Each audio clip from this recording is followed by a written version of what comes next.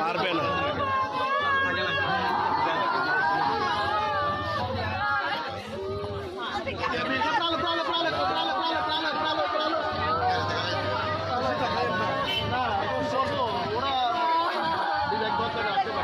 পারবে না, আমরা কালকে করবো নাকি, কালকে হলে করি নাকি, আমরা এখনই নিরাপত্তা কালকেই করবো। বেশি মানুষের আত্মনাদ বেশি হয়ে গেছে।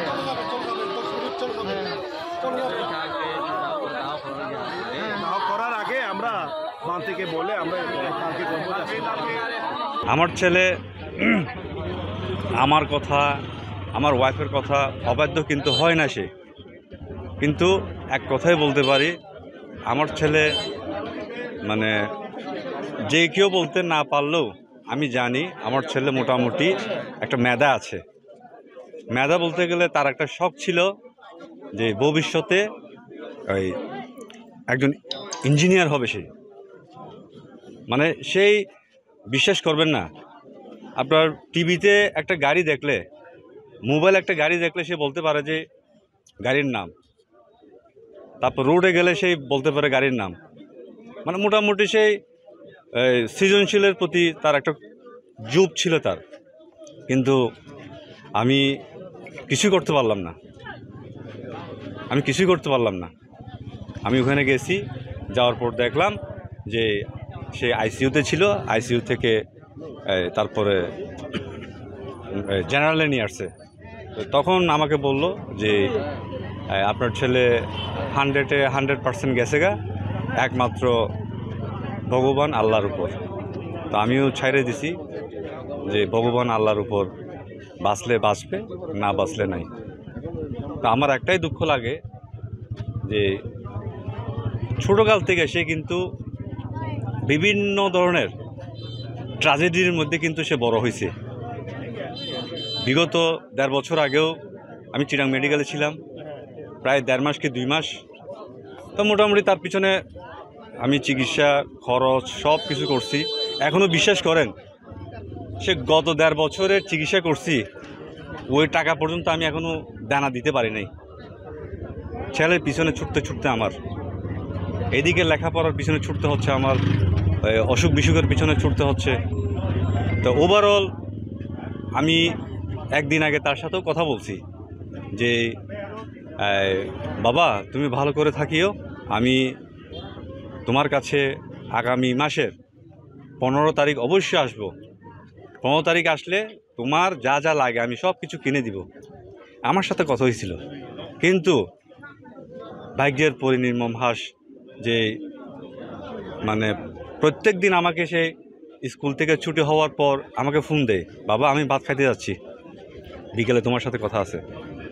ওই দিন ছুটি হচ্ছে না, 10 কি 15 মিনিটের কারণে ছুটি হচ্ছে না, তার কারণে এই অবস্থা আজকে।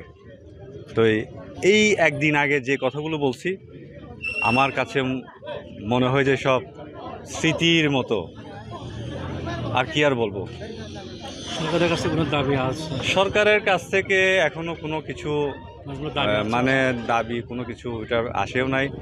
ওখানে ওই হাসপাতালে দেখলাম যে স্কুলের যে কর্তৃপক্ষ তারাও কিন্তু যে যারা আহত, গুরুতর আহত হয়েছে তাদের সাথে দেখা করার কোনো স্কোপও নাই দেখলাম।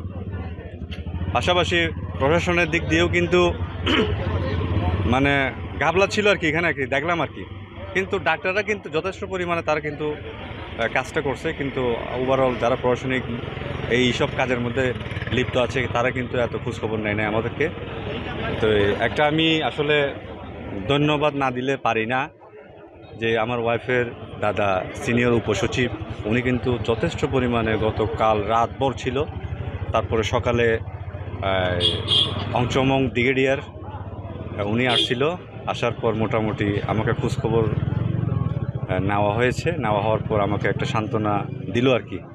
আর কি আর করার, একটু দাদা ও তো চলে গেছে, হ্যাঁ, ওর চলে কোনো গেছে। স্মৃতি মনে পড়ে? হ্যাঁ, এইভাবে বললো আর কি আমাকে। আর না দাদা ও তো চলে গেছে, ওর হ্যাঁ। কোনো স্মৃতি মনে পড়ে? স্মৃতি তো ভাই প্রত্যেক জায়গায় মনে পড়ে, প্রত্যেক জায়গায় মনে পড়ে স্মৃতি। কেননা ভাত খাইতে, হাঁটতে যাইতে সব সময় আমার মানে ছেলেকে শুধু মনে হচ্ছে যে আমি মানে আমার কাছে কাছে আছে আর কি ছেলে, কিন্তু মনকে তো বুঝাতে পারি না। মন তো আমার ভেঙে যাচ্ছে।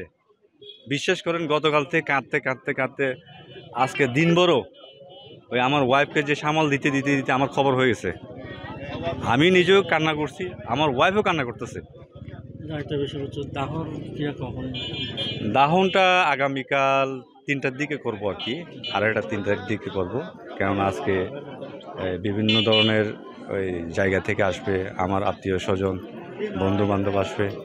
তো চিন্তা করলাম ওই না আজকে করব না, আগামীকাল বুধবারে দাহটা করে ফেলবো, এরকম পরিকল্পনা নিয়েছি আর কি। ধর্মীয় আচারও আছে। হ্যাঁ, ধর্মীয় আচারও থাকবে আর কি ধর্মীয় এখানে। আচার। আচ্ছা, সে কি হোস্টেলে থাকতো নাকি আলাদা? হোস্টেলে থাকতো সে। আচ্ছা, হোস্টেলে আমরা থাকতো। যতটুকু শুনেছি ওনার মাসিও নাকি অনেক সহায়তা করে। না, ওইখানে তার মাসি আছে, তার ওই পিসি আছে। মোটামুটি তাকে বিভিন্ন সময় গিয়ে তাকে সময় দিত। কি তার কি কি খাওয়ার ইচ্ছা আছে, এই তার ওই পিসির হাজব্যান্ড মোটরসাইকেলে তুলে নিয়ে যাইতো, বাবা তুমি কি খাবা। সে বলে যে সবচাইতে তার ওই প্রিয় হচ্ছে আপনার ওই কি বলে যে মুরগি